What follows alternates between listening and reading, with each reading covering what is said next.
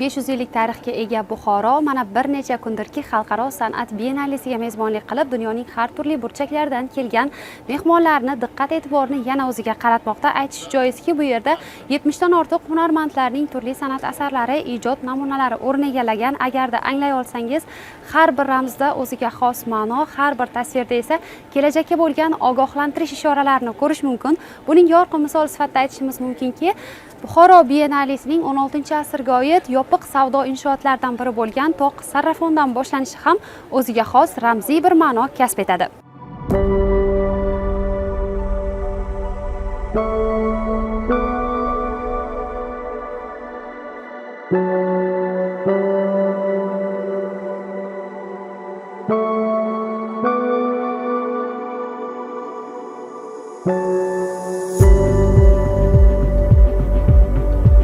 Tarixiy ma'lumotlarga ko'ra, toq sarrafon savdo gumbazi ilgari Hind va Yahudiy savdogarlari qo'l ostidagi pul ayirboshlash markazi bo'lgan. Bugungi kunda esa Buxoro biennalesiga bu majmua orqali kirish ramziy ma'noda foyda olish maqsadida tijoratdan madaniyatning bebaho ma'naviy makoni sari o'tishni anglatadi.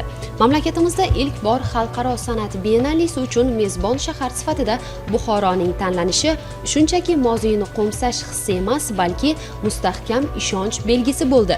Bu hamon shuhratini saqlab kelayotgan tarixiy ildizi, boy qadriyatlari hamda umrboqiy an'analariga ega ajoyib shaharning yana bir bor ijod, muloqot va madaniy almashinuvning global markazi sifatida namoyon bo'lishi mumkinligiga bo'lgan ishoradir.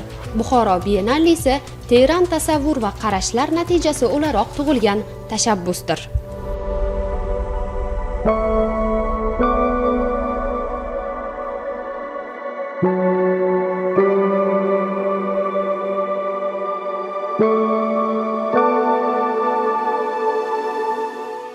I'm 50 years old. Yoshim 50da Buxoroga birinchi marotaba tashrif buyuryapman va bemalol ayta olamanki, yarim asrlik umrim davomida men guvohi bo'lgan eng qadimiy shahar Buxoro bo'ldi. Avval Toshkent, Farg'ona va Samarqand shaharlarida bo'ldim. Keyingi manzil Buxoro edi.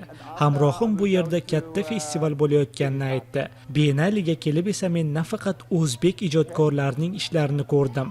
Qolaversa, dunyoning turli tomonlaridagi falsafani o'zida akslantirgan zamonaviy san'at asarlarini ko'rib, juda xursand bo'ldim. Xullas, bir so'z bilan aytganda, Buxoro men uchun qiziqarli shahar sifatida taassurot qoldirdi. Bu yerdagi har bir installyatsiya tilsiz so'zlaydi. Diqqat bilan kuzatganlar esa qalblar dardiga darmon topadi. Bu kabi nozik va serqirra ijod namunalarini yaratish uchun ijodkordan eng avvalo o'z ishiga nisbatan kuchli qiziqish, yuksak mahorat hamda tinimsiz mehnat talab etiladi. Shu uch xususiyat birlashsagina millionlab sayyohlar qarshisiga chiqarilib, xalqaro festival ko'rgazmasiga aylangan san'at asarlari vujudga keladi. Har bir art installyatsiya bilamizki o'zining ramziy ma'nosiga ega. Toq sarrafondagi ko'plab turistlar oqimini kutib olayotgan qism ham mana shu isiriqli qandillar deyishimiz mumkin. Aynan Munisa Xolxo'jayevaga tegishli. Biz muallifni topish baxtiga erishdik. Assalomu alaykum. Avvalo Buxoroga xush ko'rdik sizni. Aha, keling tanishaylik. Faoliyatingizning asosiy yo'nalishi qaysi qismga qaratilgan? Zamonaviy san'atkorman. Yo'nalishim vizual san'at bilan bog'liq. 4-5 yildan beri faoliyat yuritib kelaman deb aytsam bo'ladi. Asosan multidisiplinar ko'p tarmoqli vizual san'at yo'nalishi bilan shug'ullanishga harakat qilyapman va shug'ullanib kelyapman. Xo'p, endi biennalidagi art installyatsiyaga nazar tashlasak, gullash va so'nish oralig'ida deb nomlangan ramziy tarzda, keling bizga muallif sifatida batafsil izohlab bersangiz. Loyiham 3 qismdan tashkil topgan. Birinchisi toq sarrafonda joylashgan bo'lib, gumbaz ostida osilgan gulli isiriq o'zimizdan ramziy nima deydi, xalqqa yaqin bo'lgan o'simlik bilan birga ishlangan qandil desak ham bo'ladi, installyatsiya deyiladi. Ikkinchisi Gavkushon madrasasida kunigacha ochdik choyxona qilingan. Bir kichkina bitta hujrada furnituralarni va idish choynak va pelalarni o'zim kollaborator Anton Najenko bilan birga ishlagan, yaratganmiz mualliflik qilib. Uchinchi eng oxirgi qismi Rashid madrasasida joylashgan, xotira bog'iga o'xshagan joy yaratganman. U yerda o'zimdan metal kub obyektlarim, keramik obyektlarim bilan qatnashganman. Keramik obyektlarimiz kollaborator Montanezhenko bilan birga yaratilgan. Qisqa qilib aytganda, bu 3 qismdan iborat bo'lgan bitta narrativ. Bu narrativda o'simlik asosiy qahramon sifatida ishtirok etib keladi. Ya'ni bu narrativni o'simlikni tili bilan aytib beryapman. Umumiy hikoya hayotni bir nuqtadan boshlanib, ikkinchi nuqtada tamomlanishi, lekin tamomlanishi bu tugashi emas, balki tanani boshqa ko'rinishga transformatsiyasi to'g'risida. Ya'ni birinchi qismda mana Toq sarafonda biz shu qahramon bilan tanishdik. Toq sarafon ham juda o'ziga xos joy, chunki bu ya'ni nima deydi, ikkita katta yo'llarni kesishma joyi hisoblanadi. Odamlarning oqimi juda katta va juda har xil savollar bo'ldi. Ya'ni shu installyatsiyani shakli nima, shamol siklonlarini harakati va shu harakatni metaforически odamlarning harakatiga solishtirdim. Ya'ni gumbaz ostidagi odamlarning harakati bilan shamol sikloni. Chunki bu yoqda shamollarning harakati ham juda kuchli. Endi o'zingiz Buxorodansiz, juda yaxshi bilasiz menimcha. Va installyatsiyaning shakli aynan shu to'rt tomonga harakatlanayotgan shamol siklonini ko'rsatgan. Ya'ni bu harakat to'g'risida. Harakat borki, hayot bor. Odatda biz uy chiroqlarining shaffof shisha yoki nafis rangin metallardan tayyorlanishiga o'rganib qolganmiz, ammo Biennale o'zining noodatiyligini ilk qadamdayoq namoyish etib, Toq sarrafon peshtoqiga isiriqdan tayyorlangan qandilni ildi. Sharq xalqlari, xususan O'zbekiston hududida qadimdan keng qo'llaniladigan isiriq nafaqat tib ilmida nafas siqishi, bosh og'rig'i, tutqanoq kabi xastaliklarga davo, qolaversa, uning tutuni havoni tozalash, turli kasallik qo'zg'atuvchi viruslarga qarshi samarali vosita sifatida ham qo'llanilgan. Ramziy ma'noda aytish mumkinki, isiriqli qandilning Biennalening boshlanishidan o'rnatilishi sog'lom tana va tetik ruh hamrohligining ifodasidir.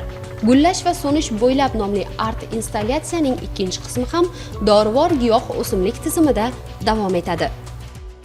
Art installyatsiyalar bilan tanishishni bir piyola choy ustida davom ettiramiz, Munisa opa.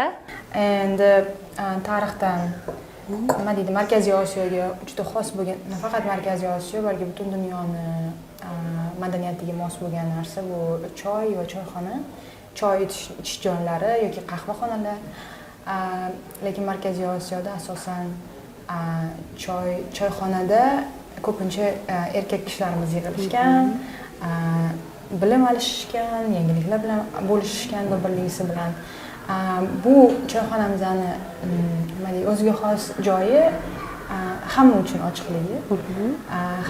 ochiqligi, va har bir butun dunyodan kelgan juda har xil odamlar uchun ochiqligi va Gavkushonga mos bo'lgan joyi aynan nima deydi, bu yumshoq va mayin va o'ziga xos yurakdan chiqqan bilimlar va ko'nikmalar bilan bo'lishish to'g'risida. Ya'ni bu yoqqa kelamiz, o'tiramiz, dam olib, bir piyola choy ustida o'z hissiyotlarimiz bilan bo'lishadigan joy hisoblanadi. Meni qiziqtirgan tomoni esa odatda o'zbek choynak piyolalari sopol idishdan bo'lardi. Nega aynan metal tanlandi? Bu to'g'risi metal emas, bu chinni.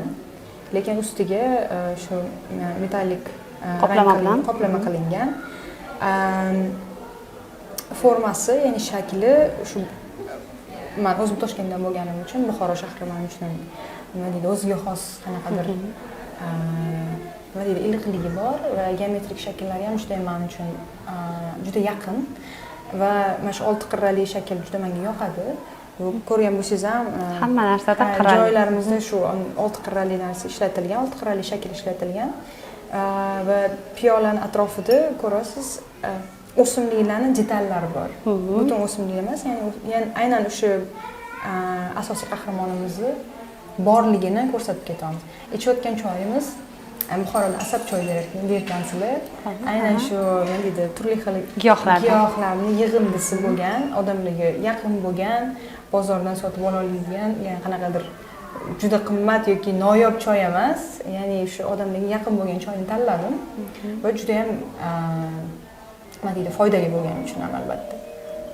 xayriyat bo'lishi mumkin emas. Hatto gilamlarga qaraydigan bo'lsak, ramziy ma'noda gilam deb nomlaydigan bo'lsak, bular ham 6 burchakdan iborat. Teletomoshabinlarimizga esa Biennaliga keling, nafaqat boy madaniyatdan qolaversa, Munisaxon tomonidan tayyorlangan bir piyola issiq choydan ham bahramand bo'lasiz. Gavkushon madrasasi ichida yaratilgan Munisa Xolxo'jayeva va Anton Najenkoning choyxonasi esa Buxoroga xos yana bir shifobaxsh o'simlik eliksirlari, tabiat bilan uyg'un hayot tarziga oid tajribalar haqida norasmiy bilim almashinish joyi sifatida Biennale mehmonlarini taklif etadi.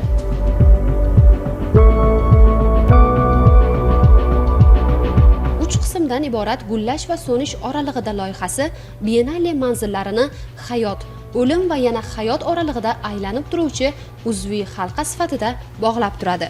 Bu asarni yaratishda rassom Chorbakir qabristoniga tashrif chog'ida ilhomlangan. U yerda yovvoyi o'simliklar qabrlardan ham balandroq o'sishini tasavvur etadi hamda Rashid madrasasida hayotiy haqiqat, tanamiz bir kun gullar bilan qo'shilib ketishini tan olish timsolini yaratadi. Yana sizdan odatga muvofiq izoh kutamiz. Biz nafaqat bu yoqqa gullayotgan bir chiroyli o'simliklarni, qolaversa, qovjirab qolgan gullarga ham guvoh bo'lyapmiz. Xotira bog'iga o'xshagan joy. Ya'ni tanani fizik transformatsiyasi to'g'risida aytib o'tdim.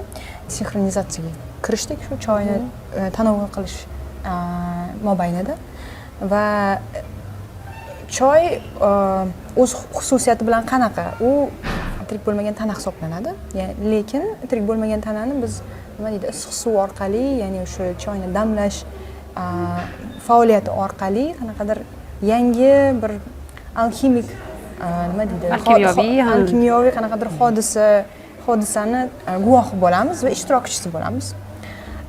Lekin uni nima deydi, ana o'sha tanovul qilib bo'lmaydigan o'simlikni tanasi qayoqqa boradi? Yana qaytib yerga qaytadi. Ya'ni yerga qaytib, uni qismiga aylanib, aytmoqchimanki, tanani fizik transformatsiyasi, fizik o'zgarish xususiyatlari to'g'risida shu narrativni ko'rib kelyapmiz va mana shu 3-bog'imiz aynan shu to'g'risida, ya'ni tana yerga qaytib va yana qaytadan yangi ko'rinishda dunyoga kelish to'g'risida. Tuproqdan yaratganmiz, yana tuproqqa qaytamiz. Xuddi shunaqa. Metallический obyektlarimiz, metal obyektlarimiz bu nima to'g'risida? Metal obyektlarimiz aynan shu fizik transformatsiyani, tanani fizik o'zgarishini nima deydi, shu narsadan qochib keta olmasligimiz to'g'risida. U shuning uchun shunaqa o'tkir, og'ir, sovuq, xuddi metallga o'xshagan, Shuning uchun mana shu metal obyektlarni xuddi shu nima deydi, siz qochib keta olmaydigan haqiqat sifatida qo'yganman.